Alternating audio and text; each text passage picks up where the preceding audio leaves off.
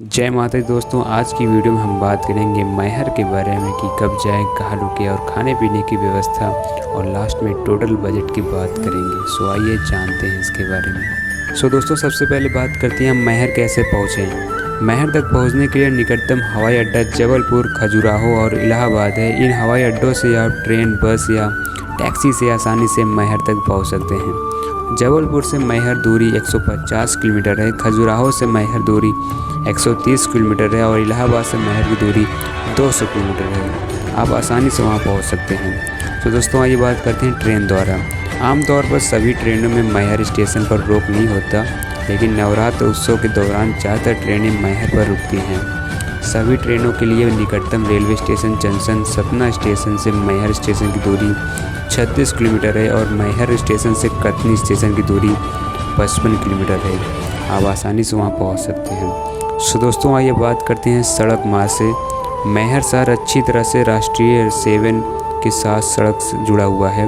आप आसानी से निकटतम प्रमुख शहरों से मैहर शहर के लिए नियमित बसें पा सकते हैं। सो दोस्तों, मध्य प्रदेश के सतना जिले में पवित्र मां शारदा मंदिर स्थित है, जिसे दूर दराज से लोग देखने और दर्शन करने आते हैं। सतना जिले के मैहर ग्राम में स्थित शारदा मंदिर जिला मुख्यालय से लगभग 40 किलोमीटर की दूरी पर है, जो कि त्रिचूट पर्वत पर 600 फीट की ऊंचाई पर स्थित है। स्थानीय लोग मैहर माता को माई कहते हैं। मुख्य तीर्थ स्थल तक पहुंचने के लिए कुल 1006 सीढ़ियां चढ़नी पड़ती हैं।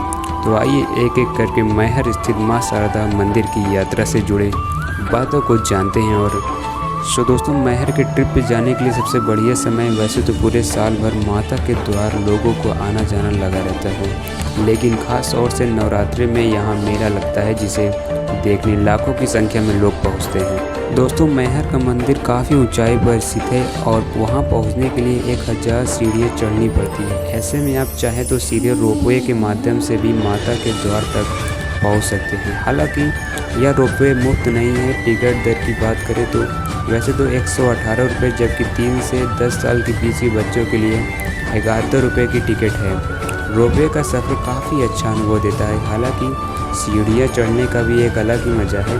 रोपवे से आप जब ऊपर जाएंगे आपको पूरा मैहर शहर दिखेगा। दोस्तों, दूर दराज से आने वाले लोगों के लिए यहाँ 2 भंडारा चलाया जाता है। पहला शारदा अन्नकूट के नाम से यहाँ आपको केवल 15 रुपये के टोकन में भरपेट भोजन मिलता है। दूसरा है मैहर ट्रस्ट का भंडारा, जहाँ आपको 10 रुपये का टोकन लेना होता है। पहले भंडारे में अपेक्षाकृत बेहतर सुविधा है। शारदा अन्नकूट रोपवे के गेट के ठीक बगल में ही यह शनिवार को बंद रहता है। बाकी दिन दोपहर 11 बजे से 2 बजे तक आप लजीज व्यंजनों का आनंद उठा पाएंगे। सो दोस्तों, क्यों खास है माता का मंदिर? शारदा माता मंदिर एक प्रसिद्ध हिंदू तीर्थ स्थल है। यह स्थल सतयुग के प्रमुख अवतार नरसिंह भगवान के नाम पर नरसिंह पीठ के नाम से भी विख्यात है। ऐतिहासिक तथ्यों के आधार पर अल्लाह खंड के नायक अल्लाह व उदल दोनों भाई मां शारदा के अनन्य उपासक थे। आज भी पर्वत की तलहटी में अल्लाह का तालाब व अखाड़ा विद्यमान है। इस स्थान पर हर रोज़ हजारों श्रद्धालु तथा पर्यटक दर्शन को आते हैं, परंतु वर्ष में दोनों नवरात्रों में यहाँ खास मेला लगता है। माँ शारदा के बगल में प्रतिष्ठापित नरसिंह देव जी की पाषाण मूर्ति आज से लगभग 1500 वर्ष की पूर्व की है।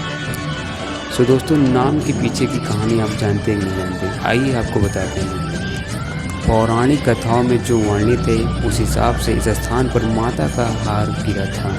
इसी वजह से इस स्थान का नाम मैहर पड़ा। दोस्तों, क्या आपको पता है कि अल्लाह उदल करते हैं सबसे पहला दर्शन? सो आइए जानते हैं इसके बारे में डिटेल में। कहानियों में ऐसा वर्णित है कि पृथ्वीराज चौहान के साथ युद्ध लड़ने वाले 2 वीर भाई अल्लाह और उदल शारदा माता के सबसे बड़े भक्त थे। इन्हीं दोनों भाइयों ने जंगल के बीच शारदा देवी के इस मंदिर की खोज की थी। इसी मंदिर में अल्लाह ने पूरे 12 साल तक तप किया, जिसके फलस्वरूप माता ने उन्हें अमरत्व का आशीर्वाद दिया था। मान्यता है कि शारदा माता के दर्शन सर्वप्रथम अल्लाह और उदल ही करते हैं। अल्लाह और उदल मंदिर के पीछे पहाड़ों के नीचे एक तालाब है, जिसे अल्लाह उदल कहा जाता है। मान्यता है कि इसी अल्लाह सरोवर में वे सुबह सवेरे स्नान करके पैदल माता के मंदिर दर्शन करने जाते थे।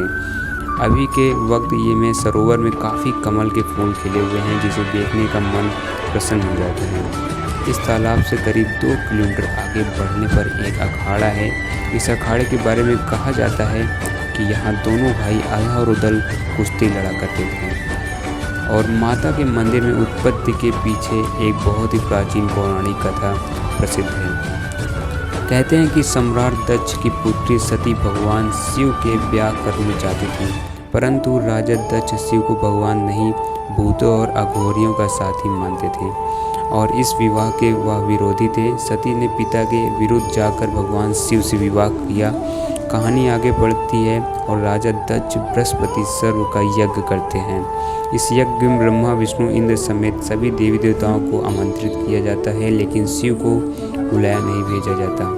महादेव की पत्नी और दक्ष की पुत्री सती इससे बहुत दुखी होती है और अपने पिता दक्ष से इसका कारण पूछती है और जब जवाब में राजा दक्ष शिव को लेकर अपशब्द कहते हैं, जिससे सती को क्रोध आता है और वह यज्ञ अग्नि कुंड में कूदकर अपनी जान दे देती है। भगवान शिव को जब इस घटना के बारे में पता चलता है तो क्रोध से उनका त्रिनेत्र खुल जाता है और यज्ञ का नाश हो जाता है और शिव अपने सती के पार्थिव शरीर को कंधे पर उठाकर गुस्से में तांडव करने लगते हैं। शिव के तांडव से पूरे ब्रह्मांड पर खतरा मंडराने लगता है। फिर सृष्टि की भलाई के लिए भगवान विष्णु ने सती के शरीर को 52 भागों में बांट दिया। जहाँ जहाँ सती के अंग गिरे वहाँ शक्ति पीठों बन गए। ऐसा मानता है कि यह माता का हार गिरा था। हालांकि सतना का ये मैहर मंदिर शक्तिपीठ तो नहीं, लेकिन लोगों की आस्था इस कदर है कि यहाँ सालों से माता के दर्शन के लिए भक्तों की भीड़ लगी रहती है। सो दोस्तों, जय माता दी। अगर आपको वीडियो अच्छी लगे तो लाइक करिए और सब्सक्राइब करिए